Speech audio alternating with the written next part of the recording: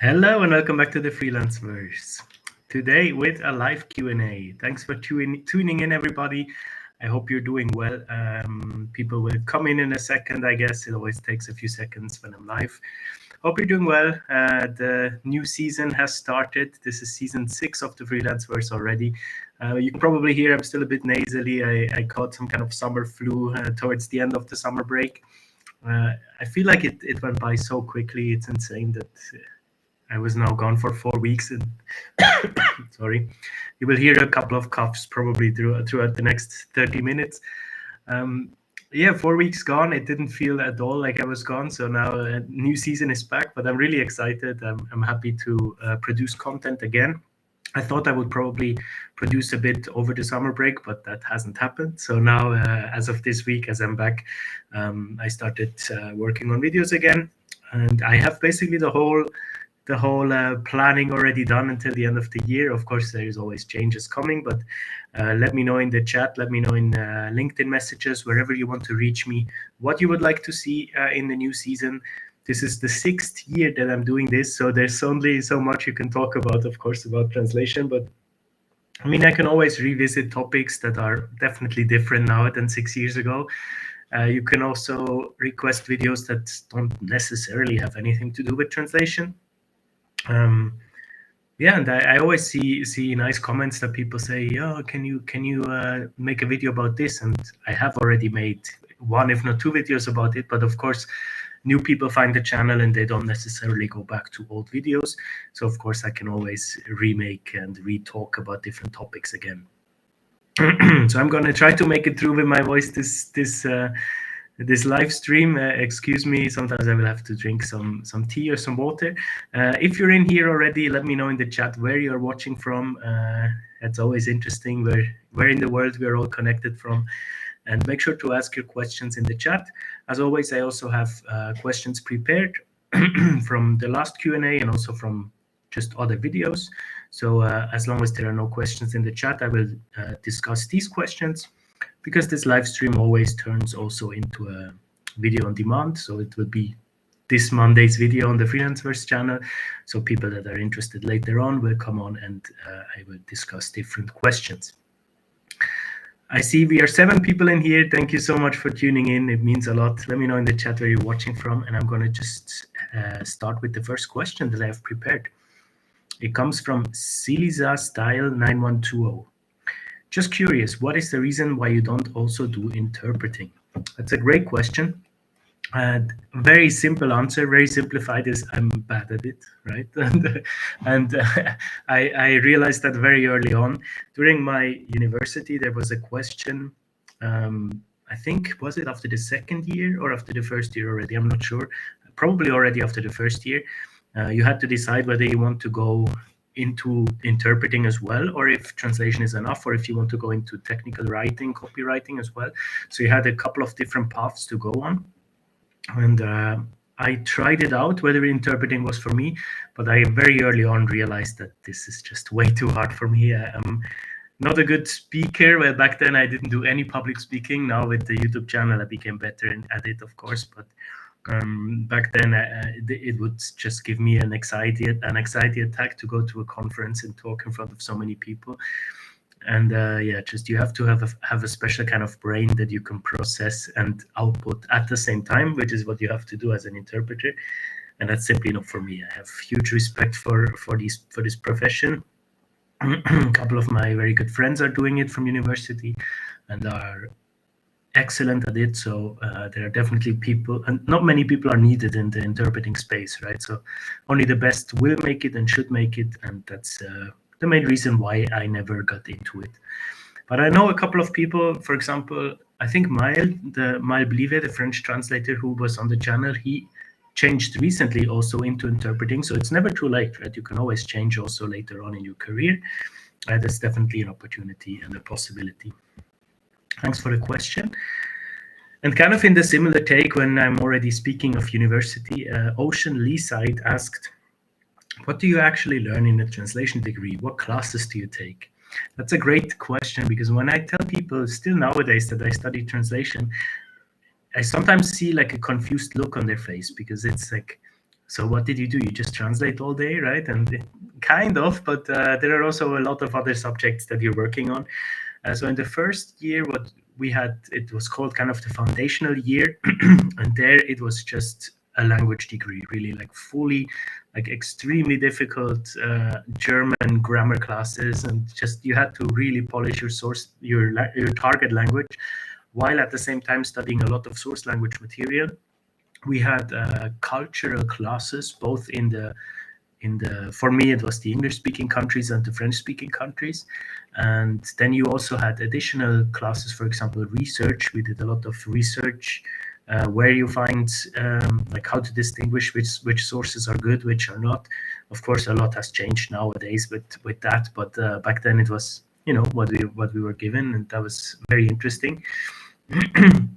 And then the translation on top. So we had, I think, 3 translation classes a week, and we had a lot to prepare for it. So it was really continuously every day I was working on the big project of that week.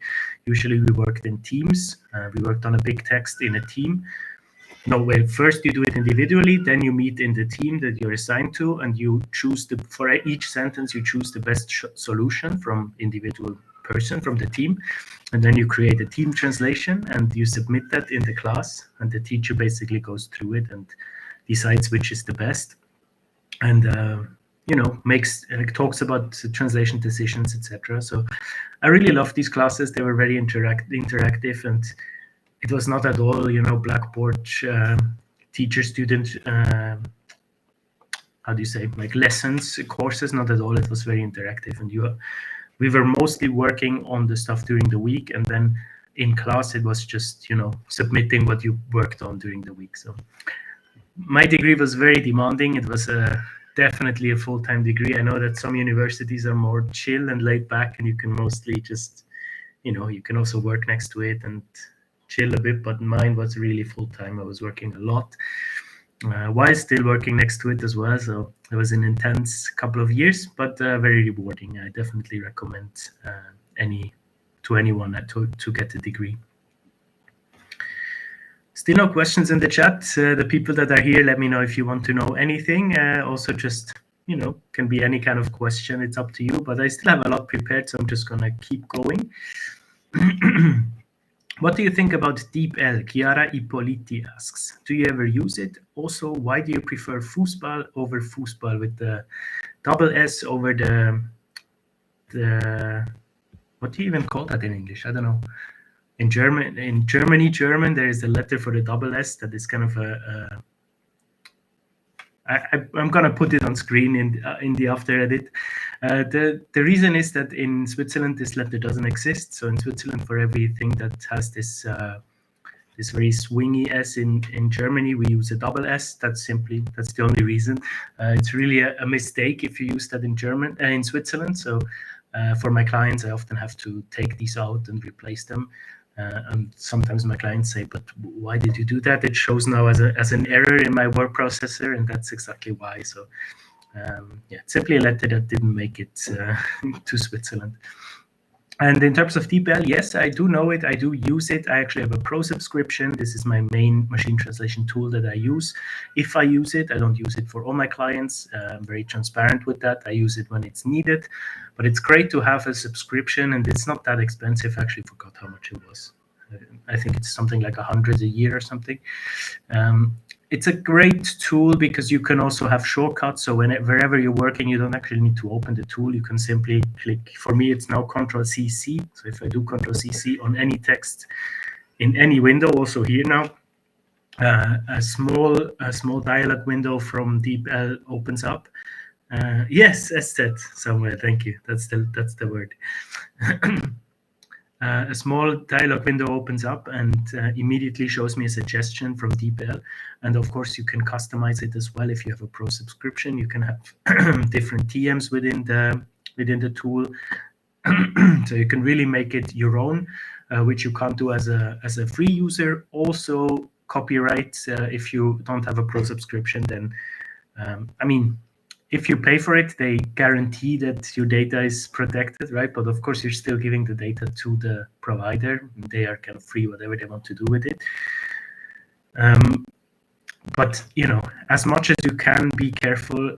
You should buy a subscription, and you should be transparent with your clients if you use any of it. But it's definitely been worth it for me to invest in at least one, and for German, DeepL is just the best one. Kezu Zen Carido 4799. Hello Adrian, lovely video. My question is, how can I land my first freelance commission? I made numerous accounts on freelancing sites and still nothing. The age-old question, how can I find my first client? Unfortunately, signing up on freelance site is not enough, right? That's like, the clients will not care if you're signed up on a freelance site or not. That's not how you find clients. It's a long game. It takes a long time. I think the best approach nowadays is still to work firstly on a voluntary basis and build a portfolio, and get to know people in your industry, and then later transition into a paid position. That's what I did as well in the beginning. So I was working during my studies. I was working for free, kind of on a voluntary basis for different charities. And then through that, I eventually got a job as someone that moved from a charity to an agency. Of course, that's very lucky, but I mean, I can only tell you what I experienced firsthand, right? And then my other first jobs, I got all from people that worked in the industry that were my study mates, right? So they then eventually ended up in an agency, and they got me jobs through that. So definitely networking at university is also a big help, but I get that that's not feasible for everyone. So signing up with translation pages, it's good. You have to do it. I mean, it's something that if you don't do it, why not, right? So it's good that you did it as a first step, but definitely you have to put your name out there, because if you just sign up and wait, nothing will come from that. On Pros, it's a bit different. It's a bit better on Probst.com, because you can actually be proactive. If you have a paid subscription, you get to apply to jobs earlier, right? I'm still not the biggest fan of it, but I don't do it anymore now. But when you're starting out, I understand that that's probably your best shot, because so many jobs are on there, and people, it's just the biggest platform. So when people Google it, they will find Pros eventually. So it's good to have a profile on there, definitely. A polished one, a multilingual one. And then the same goes for LinkedIn. It's just a lot of networking is happening on LinkedIn in the freelance translator world. So as you see, it's a long game. I cannot tell you like one way or the other that it will work. But if you do everything at once, eventually something might stick, hopefully. And feel free to reach out to me also on LinkedIn if you want to go through your CV, through your marketing material. Maybe we can tweak something there, because that's also often a big thing, that you think you're doing the right thing, right? But then when someone that is working in this space looks at your material, they say, no, this would just throw people off. This would come off the wrong way. I get emails basically daily. I don't even own an agency, but I get emails daily of people wanting to work for me and with me. And 90%, maybe not, maybe 70% of these emails are just crappy, right? And I would never, ever hire them, even if I had a job to give them. So that's nothing against you, nothing to attack you, but sometimes to get out of your own bubble and to actually ask for help for someone who is in the position that they do work regularly in your language pair can help a lot. So maybe just reach out to someone that works in your combination and in your field.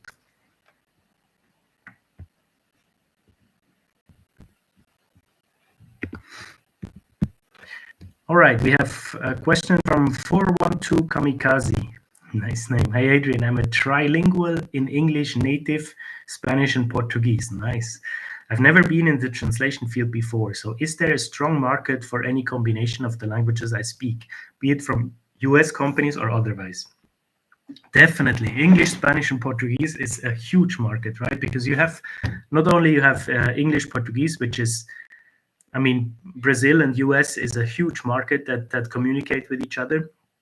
You have English and Spanish, which is most of Latin America with the US. You have Portuguese and Spanish, which is huge in combination within Europe. So these three languages are great, right? I know that the Spanish language market is a bit in shambles. It's not the greatest market to work in because the rates are just so low because people undercut each other left, right, and center. So it's a tough market to get started with. English, Spanish, but if you also have English, Portuguese, and you also have, let's say, Portuguese to Spanish or Spanish to Portuguese, if you're really native in English, you can also do Portuguese English, right? So that's these three combinations you can do a lot with. I would probably not focus on English, Spanish, because I think that's the least potential, probably the most jobs, but the least potential in high earning jobs in that. So I would focus on more of the niche ones. If you are really trilingual natively, you can really pick and choose and find the best combination for you. 8 people in the chat. Hello, where are you watching from? Let me know. And also if the audio is okay. I'm asking after 15 minutes, but I hope you can hear me well. But Samuel wrote the chat, so I think we are fine. Let me see what else I have here. Youssef Sama 4543. Hey Adrian, I was wondering if I'm a student and want to work in freelance translation, do I really need to follow the legal basis and have a license to work? Tricky question. Definitely check. If you want to be sure, check the legal system in your country, in the country where you live, right? It depends on where you're from. Funny enough, in Switzerland, which is usually very strict in terms of legalities and laws and stuff, there you actually have to prove that you already have paying customers before you can even register as a freelancer. So they kind of tell you, no, you have to start without registering, right? Because you need to prove that you have paying customers. Here in the where I started in the Netherlands, now I'm in Belgium, but where I started, there I could just pay 50 euros and I could get started. So nothing was holding me back. There was not really a drawback to just registering. Here it's more expensive in Belgium, and also you have your tax exempt until a certain amount of money, quite a lot actually per year. So if you don't reach that threshold, you don't need to pay taxes. You still need to eventually register and fill in a tax declaration, but you will not you will just be in the system, but that's it. You will not have to pay taxes if you're just starting out with a couple of jobs. So it depends a lot on your country where you're working from. Isabel is saying something. Hey, Adrian, I'm watching from Portugal. Nice to see you. Thank you so much for watching. That's amazing. It's so hot here in Belgium, so I can't even imagine how it is in Portugal, but probably you're used to it, right? I'm not. That's why my head is so burnt, as you can see, fully red. If people get some sun here consistently for like 2-3 weeks, everyone just looks like a tomato. But I guess this is our summer now, right? So and it lasts very shortly, 3-4 weeks, and then that's over. But thanks for watching. Amazing. I lost my train of thought. Where was I? I had the license to work. Yeah, as I said, just check your country, but don't get bogged down with like laws and stuff. Just it's very hot. Yeah, I can imagine. If you want to get started as a student, just do it, right? I mean, in the end, the legalities, if you're a bit late, if you sign up 3-4 months later, no one will come after you for that, right? You're not going to make 10,000s of euros in the first months, right? So it's a bit different from other businesses that you start maybe where you immediately have employees and a capital, etc. This you can start while you're studying on your own. So if it's in your country, if it's easy to register, why not? You're on the safe side. That's what I did. And keep it very broad, right? Because you don't really know what the future will bring, where you will work, what you will do. So just if you want to work similarly to me, just register as a communication expert, and then you can do all sorts of things within that niche. So I also do subtitling. I do this whole channel where I earn money through as well. So it's all in the same registration, which makes it very easy. What's the time? 20 past. Okay, we have about 10 minutes left, so I'm going to check for some more questions.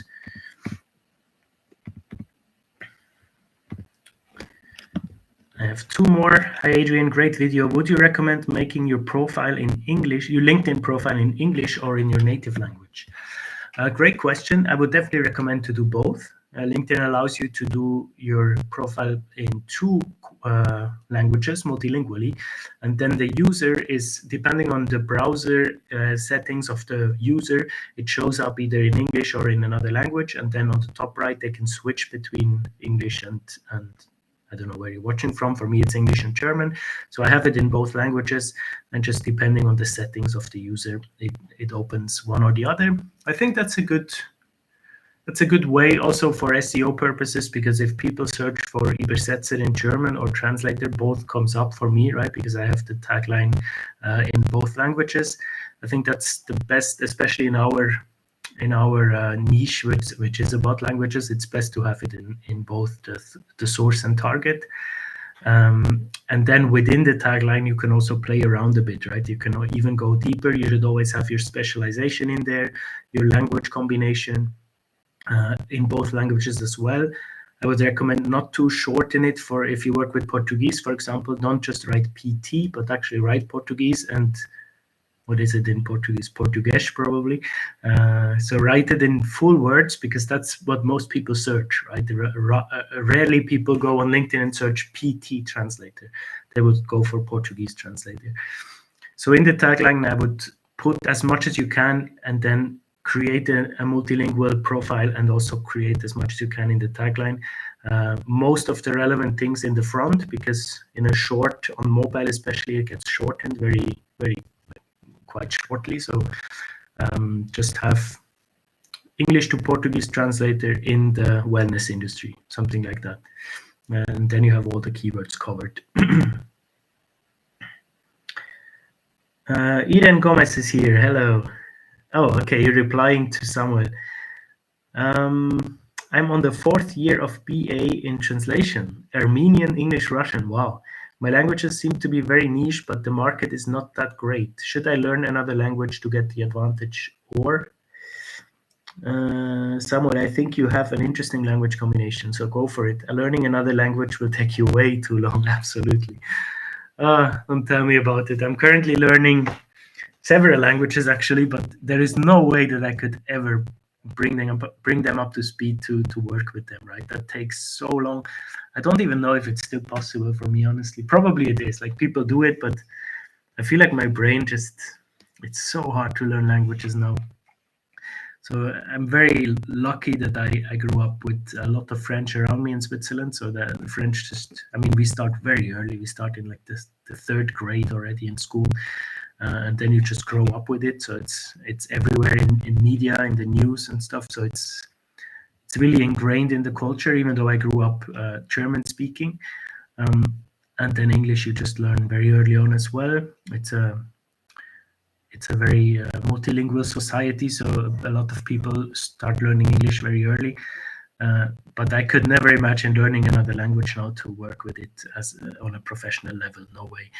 If you think you are close with one, Samuel, then go for it. But if you think of starting from scratch, I think that's not a good idea. Rather focus on your combinations. I mean, they're super interesting. I don't know any Armenian translator. So, of course, there will be less jobs, but that's always what I'm saying, right? You can either go for a market like English, Spanish, which has endless jobs, but a market that's being destroyed, or you can go for a very niche market like Armenian English or English Armenian. I don't know which translation you go for, or even Armenian Russian, which will have very little jobs, but because the supply is so little and the demand is also little, so you will be one of the only ones that can provide the service. You can charge a lot, right? I always give this example of a colleague of mine who's an Icelandic Greek translator, and he's working for insane rates, right? And he's fully booked. From all over the world, they just come to him if they need Icelandic Greek translations. And I mean, he's making a great living with it. It's super tough. It's hard to get there. You have to be very creative to find all these people and to market yourself properly. But it's not a bad thing per se to have a niche language combination. Sometimes I wish I had a more unique one than English German and French German. But luckily I have the Swiss angle that I can play with in my negotiations, so I at least have this going for me. And yeah, Irene, as you say, I don't know which languages you speak, but learning a new one would take way too long. So I can definitely second that. And the very last question, it's just a short one that I have. It's from Marianetta46. Which cut tools do you use, and which ones should I use as a total beginner? I use a couple of cut tools. My main one is MemoQ. I also use a lot of Trados for certain clients that just require Trados. Trados is by far the biggest one, so I have both of these on a paid version.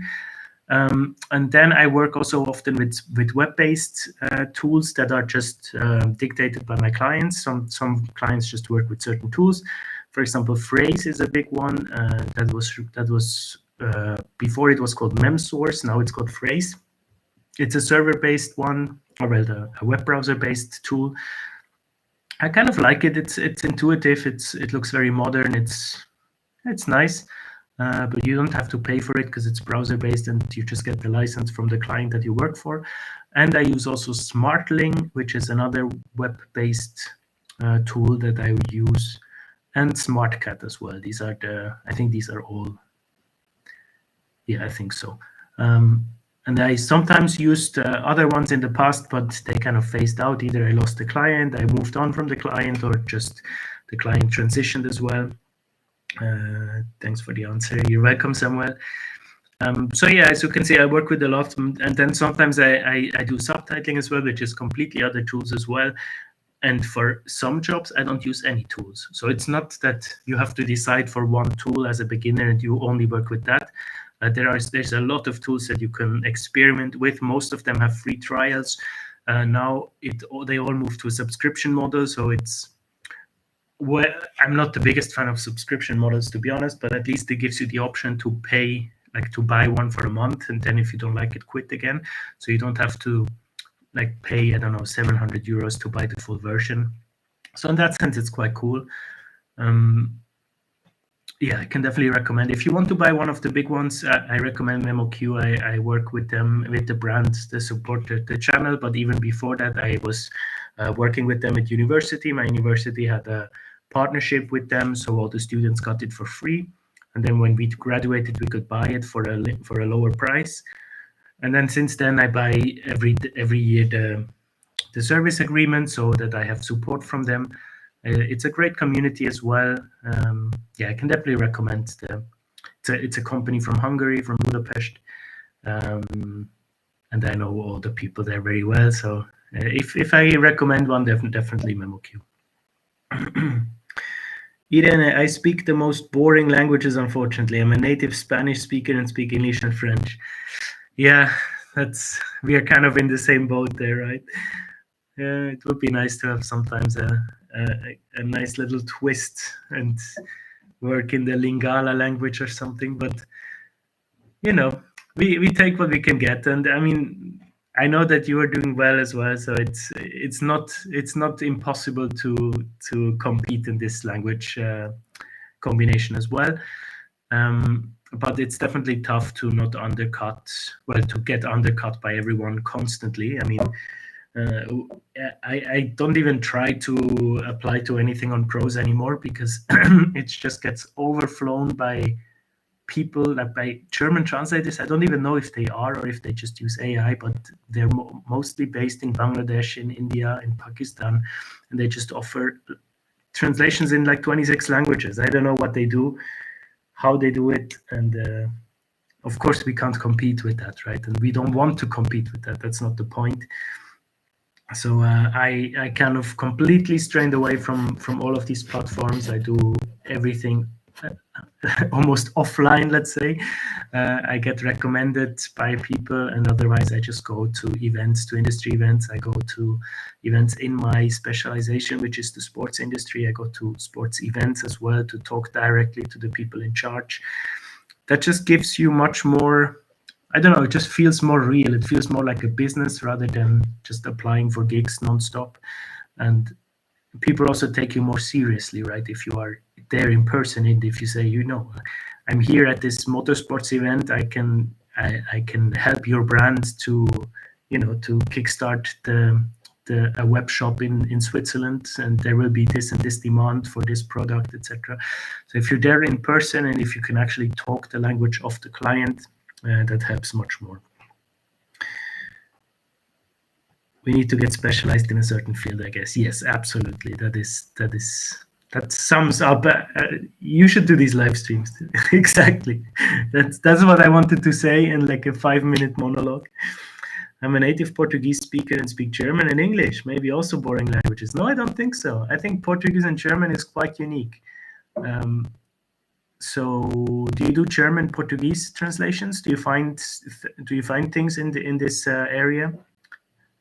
I don't know if you work as a translator already, Isabel, but I think German Portuguese is cool, and especially if you work in, like, let's say, I don't know, maybe the tourism industry or the arts and culture industry. There's a lot of stuff there, and then yeah, English Portuguese. It depends a bit if you can work like if you can write both for Portugal and Brazil, then you are good to go, because then you can kind of play with the clients as well. You can say, oh, I can offer it for Portugal, you can offer it for Brazil, which one do you need? So there are definitely I don't think that's boring. Maybe it's kind of, it's part of the top 10 languages, but even there it depends on the combination. Like it's very common still to speak Spanish and German, but still the German-Spanish combination is a cool one, for example. So I like German and Portuguese.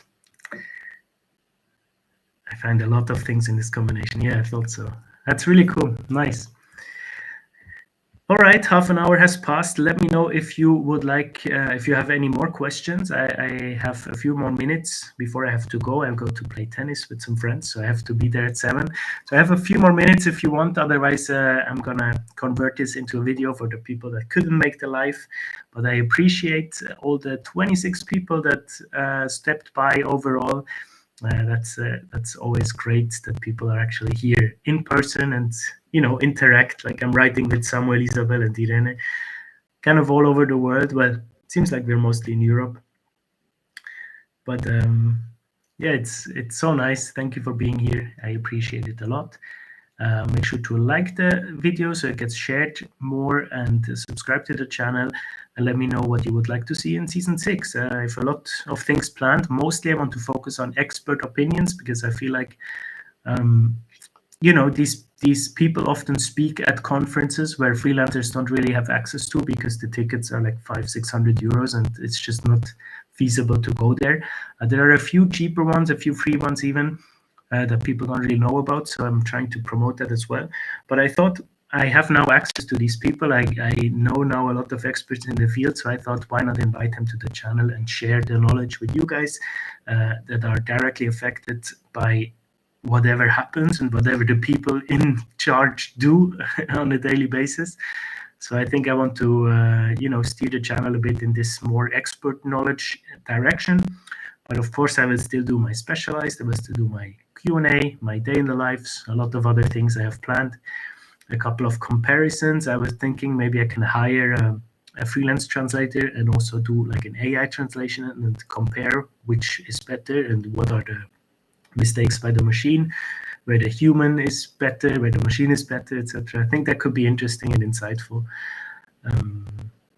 So yeah, no more questions in the chat. Thank you so much for being here, and I see you next Monday with the next video, which will be about the latest in translation research. I'm going to look at a few experts that did some studies recently that are very interesting, I find. I often try to stay up to date with publications in journals, and I compiled the ones that I found interesting over the summer that I've read, and I will make a short video summarizing them.